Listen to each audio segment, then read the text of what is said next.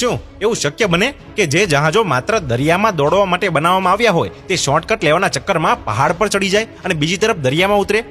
આ સાંભળવામાં અસંભવ લાગે, પણ વાસ્તવમાં આ શક્ય છે અને હકીકતમાં આવું થાય પણ છે. અને તે જગ્યાનું નામ છે પનામા કેનાલ, જે એન્જિનિયરિંગનું એવું એક ઉદાહરણ છે જે ક્યારેય પણ ભૂલી શકાય તેમ નથી. તો આ વિડીયોમાં આપણે જાણીશું કે 1 લાખ ટનથી પણ વધારે ભારે જહાજને પનામા કેનાલ કેવી રીતે સરળતાથી ઉપર ઉઠાવી લે અને પછી કોઈ પણ નુકસાન કર્યા વિના તેને સરળતાથી નીચે પણ લાવી દેશે. લગભગ 160 વર્ષ પહેલા ચાઇનાથી નીકળતા જહાજોને યુરોપ સુધી પહોંચાડવા માટે સાઉથ ચાઇના સીથી થઈને બંગાળની ખાડી અને પછી હિન્દ મહાસાગર થઈને મોડાગાસ્કરને સંપૂર્ણપણે બાયપાસ કરીને યુરોપ સુધી પહોંચાડવું પડતું હતું. આ સમગ્ર યાત્રા 24,000 કિલોમીટર લાંબી હતી, જેમાં સમય પણ વધારે લાગતો હતો અને પૈસા પણ. આ મુસાફરીને ટૂંકી કરવાનો બીજો વિકલ્પ પણ હતો, પરંતુ તે રસ્તો ઈસ્ટ ચાઇના સીથી થઈને રશિયાને બાયપાસ કરીને અને ઇસ્ટેરિયન સીમાંથી પસાર થતો હતો. જો સરખામણી કરીએ ને તો આ આખો રસ્તો 11,000 કિલોમીટર નાનો હતો, પરંતુ તેમ છતાં લોકો તેનો ઉપયોગ ન કરતા હતા. આ માર્ગમાં ઘણી સમસ્યાઓ આવતી હતી. વર્ષમાં ઘણા મહિનાઓ સુધી અહીંયા દરિયામાં બરફ જામેલો રહેતો હતો, તેથી જ આ માર્ગેથી ક્યારેય પણ કંઈ જતું ન હતું. આ સમસ્યાનું ઝડપથી નિરાકરણ કરવા માટે શોર્ટકટ બનાવવા માટે સમુદ્રમાં 1859માં એક નહેર બનાવવામાં આવી, જેનું નામ સુએઝ કેનાલ રાખવામાં આવ્યું. 150 કિલોમીટર લાંબી આ નહેર અરેબિયન સીથી ખૂબ જ સરળતાથી મેડિટેરિયન સી સુધી મેળવી. જે મુસાફરી આફ્રિકન મહાદ્વીપ ફરીને 24,000 કિલોમીટરમાં પૂરી થતી હતી, તે આ કેનાલ દ્વારા માત્ર 13,000 કિલોમીટરમાં જ પૂરી કરવામાં આવી. સુએઝ કેનાલની આવી સરળતા જોઈને અમેરિકન શિપિંગ કંપનીઓને પણ આવી જ પ્રકારની કેનાલની જરૂરિયાત અનુભવવા લાગી, કારણ કે પૂર્વ અમેરિકાથી પશ્ચિમ અમેરિકા સુધી જવા, અમેરિકાથી યુરોપ જવા માટે દક્ષિણ અમેરિકાના ખંડોને ફરીને જવું પડતું હતું. તેથી જ દક્ષિણ અમેરિકાને જોડતું આ જમીન જોડાણ પનામામાં છે, ત્યાં પણ એક નહેર બનાવવાનું નક્કી કરવામાં આવ્યું હતું, જે આજે સમગ્ર વિશ્વમાં પનામા કેનાલ તરીકે ઓળખે છે. પરંતુ સુએઝની જેમ પનામાથી કેનાલ કાઢવી કેટલું મુશ્કેલ હશે તે કોઈ પણ જાણતું ન હતું. જ્યાં સુએઝમાં નહેર ખોદવી એકદમ સરળ હતી, કારણ કે ત્યાંની જમીનનું સ્તર દરિયાની સપાટીથી થોડા જ ફૂટ ઊંચું હતું અને ત્યાંની જમીન પણ રેતાળ હતી. અને એવામાં પનામા નહેર ખોદવી લગભગ અશક્ય હતી. અને તેનું સૌથી મોટું કારણ અહીં હાજર ઊંચા પર્વતો અને તે પર્વતોની અંદરના મજબૂત પથ્થરો હતા. અહીં નહેર ખોદવાનો અર્થ એ હતો કે 500 મીટર ઊંચા ખડકાળ પર્વતોની દરિયાની સપાટી સુધી ઊંડા ખોદવામાં આવે. અને અંતે 1870માં એક ફ્રેન્ચ કંપનીએ આ મુશ્કેલ પડકાર ઝીલ્યો. અહીં કામ કરતા કામદારોને માત્ર પથ્થરો કાપવાના હતા, પરંતુ તેઓએ જંગલોમાં રહેતા ઝેરી અને જીવલેણ જીવજંતુઓથી પોતાનો જીવ પણ બચાવવાનો હતો. હજી કામ શરૂ થયાને થોડા જ વર્ષો થયા હતા ને મચ્છર કરડવાથી કામદારોમાં એક વિચિત્ર રોગ ફેલાઈ ગયો. આ રોગ એટલો ખતરનાક હતો કે એક પછી એક કામદારોના મોત થવા લાગ્યા. અને હવે મામલો એ હદે પહોંચી ગયો હતો કે 5600 કામદારોએ આ બીમારીને કારણે જીવ ગુમાવ્યો, જેના કારણે ફ્રેન્ચ કંપનીના લોકો પ્રોજેક્ટ છોડીને ભાગી રહ્યા હતા. વર્ષ 1904માં જ્યારે અમેરિકનો અહીં આવ્યા, ત્યારે તેમને પનામા કેનાલનું મહત્વ સમજાયું અને ફરી એકવાર આ પ્રોજેક્ટને પૂરો કરવાનો પ્રયાસ કર્યો.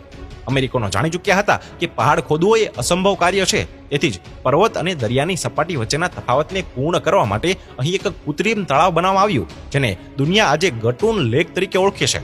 આ લેકના એક ભાગમાંથી કેનાલ ખોદીને એટલાન્ટિક મહાસાગર સુધી લાવવામાં આવી, જ્યારે બીજો ભાગ પેસિફિક મહાસાગર સુધી પહોંચાડવામાં આવ્યો હતો.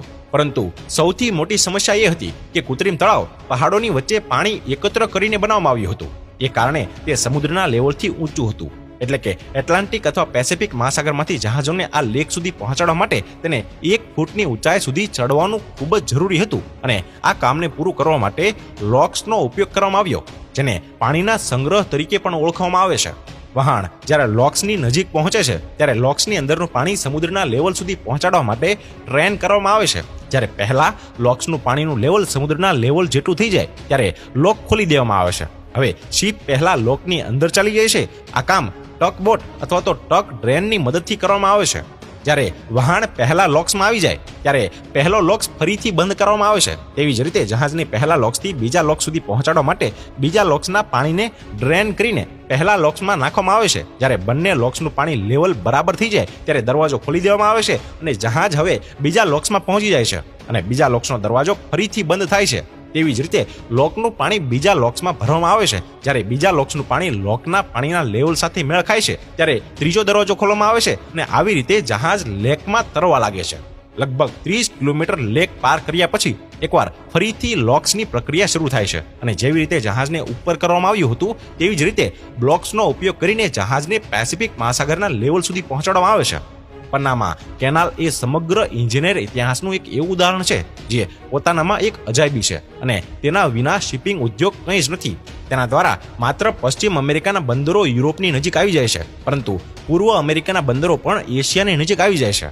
કાર્ગો જહાજોએ પણ આ સુવિધાનો ઉપયોગ કરવા માટે અને મહિનાઓની મુસાફરી થોડા દિવસોમાં પૂર્ણ કરવા માટે ટોલ ટેક્સ ચૂકવવો પડે છે અને દરેક 20 ફૂટના કન્ટેનર માટે તેમણે ટોલ ટેક્સ તરીકે $60 ચૂકવવા પડે છે. એટલે કે સરેરાશ કદના જહાજો જેમાં 15,000 કન્ટેનર હોય છે તે આ કેનાલનો એકવાર ઉપયોગ કરવા માટે અંદાજે $9 લાખ ચૂકવે છે, જે અંદાજે 6 થી 7 કરોડ રૂપિયા થાય છે. પનામા કેનાલ આખી દુનિયામાં શિપિંગ ઉદ્યોગ માટે એટલી મહત્વની બની ગઈ છે કે નવા બનાવતા જહાજોની સાઇઝ પણ પનામા કેનાલના આ લોક્સની સાઇઝ પ્રમાણે જ બનાવવામાં આવે છે. કારણ કે જો અહીં નાની ભૂલ પણ થઈ જાય ને તો તેનું પરિણામ આખી દુનિયાને કેટલાય 100 વર્ષો સુધી ભોગવવું પડી શકે છે.